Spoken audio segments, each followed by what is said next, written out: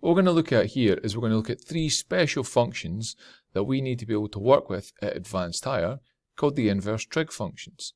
Now, we should know how to calculate inverse functions at this point, given normal kind of functions that we have. We should also know any limitations that we've got to put upon these in order for the inverse to exist, and what key characteristics we can draw from it.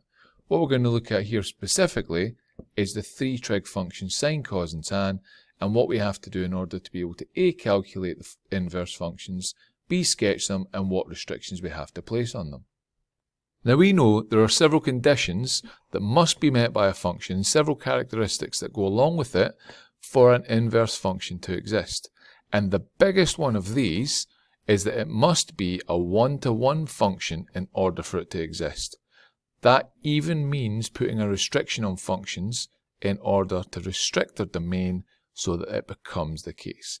So for example, if we imagine we've got the function f of x equals x squared, if you were to sketch that function very, very quickly, it would look something like that. Well, if you look at any value here for y, it exists at two values of x. So over the whole domain, i.e. every real number that exists, this function is not one-to-one. Therefore, the inverse does not exist.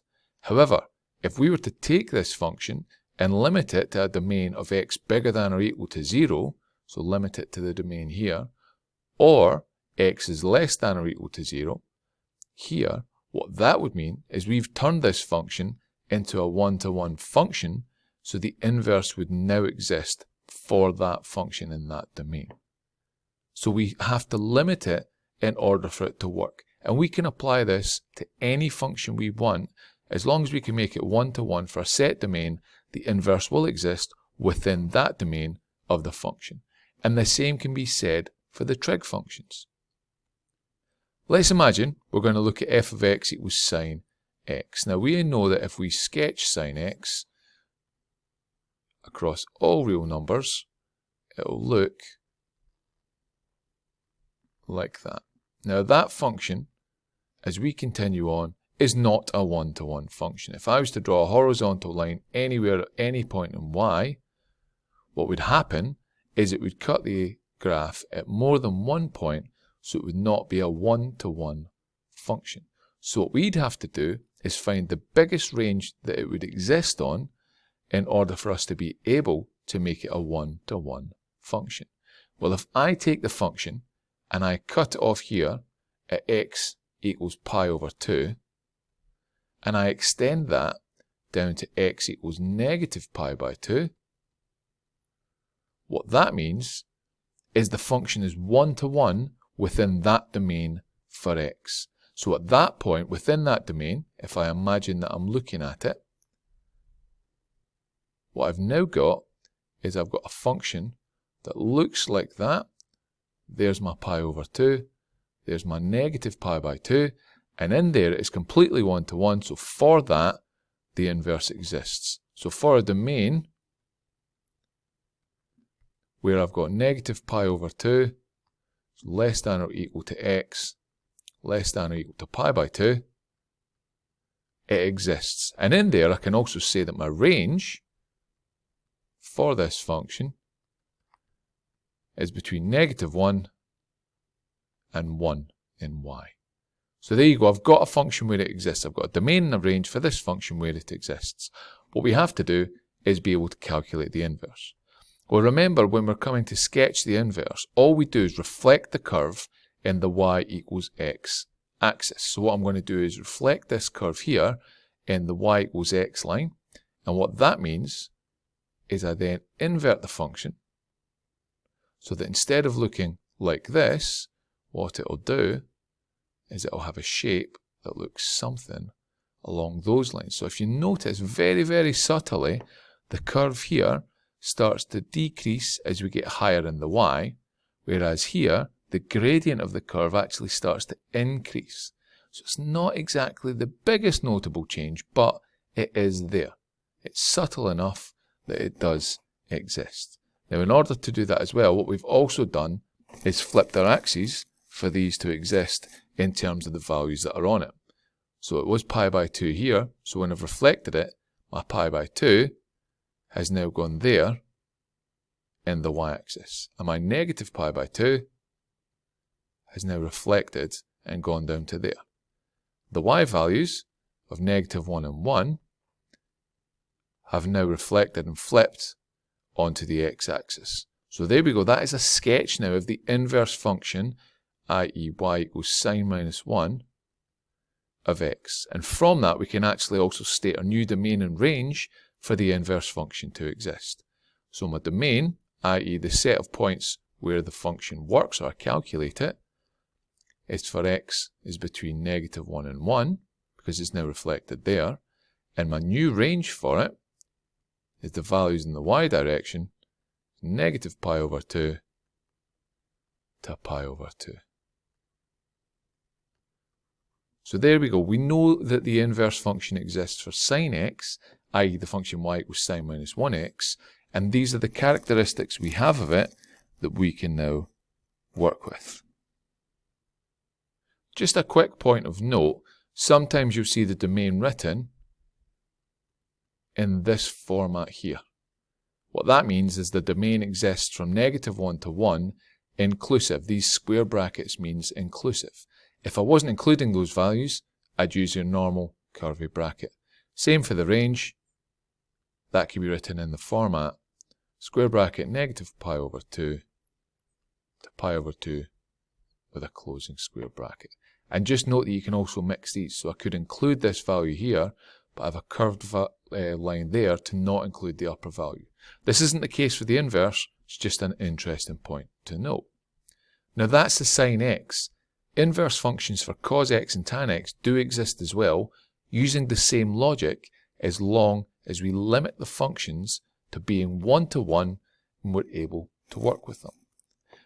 So if I have cos minus 1 of x there, we know the cosine graph, if we imagine sketching it, starting below the x-axis, we then come up and along, a very, very bad rough sketch of it there.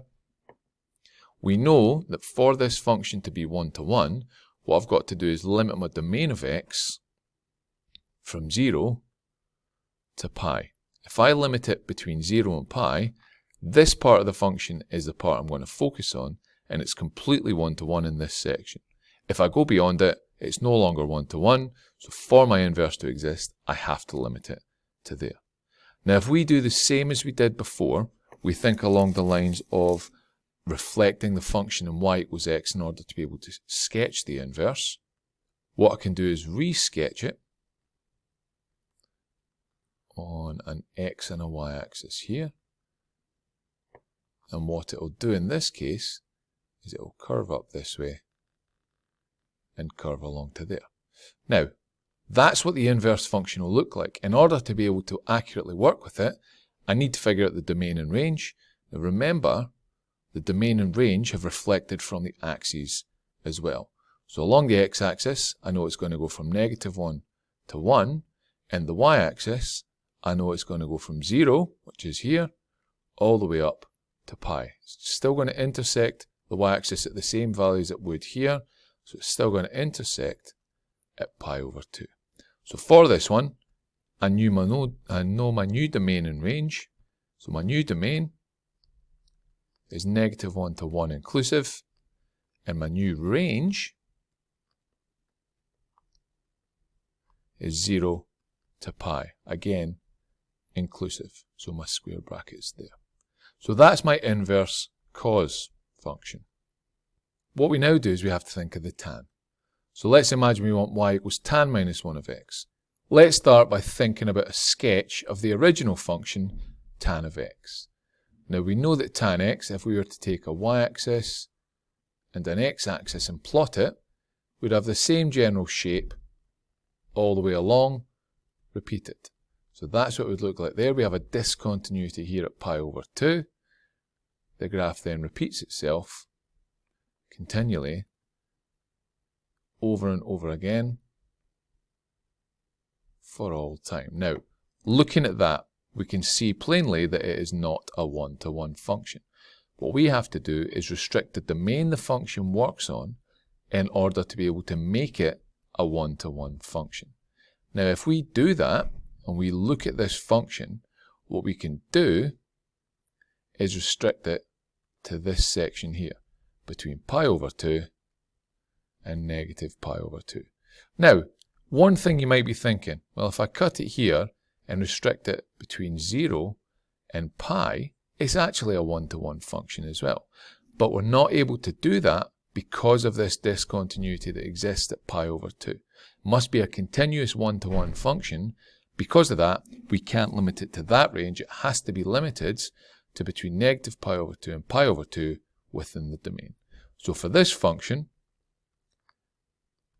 my domain of the function is going to be between negative pi over 2 and pi over 2. Now, the one thing you need to think of here is what the function looks like. We know that at every pi by 2, it's going to then have a discontinuity.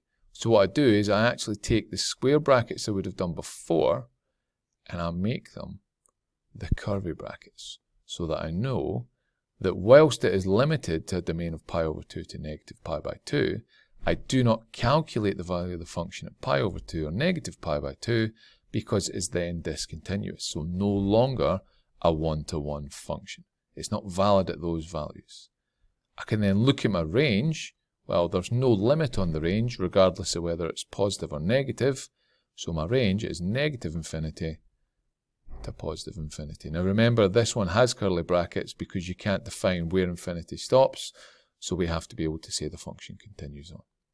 Now, if we do the same as we did before, reflect it in the line y equals x and see what the inverse function looks like, what we're able to do is take the function and we can sketch it. Now the general shape of the curve will look along those lines, but what we know is the discontinuities get reflected as well.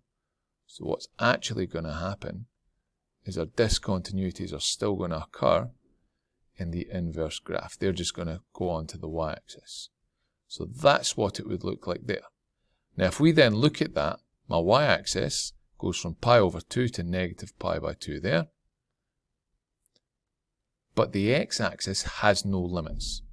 So it goes off to infinity and negative infinity here. So for this new one, what I now know is I can say my domain is between negative infinity and positive infinity.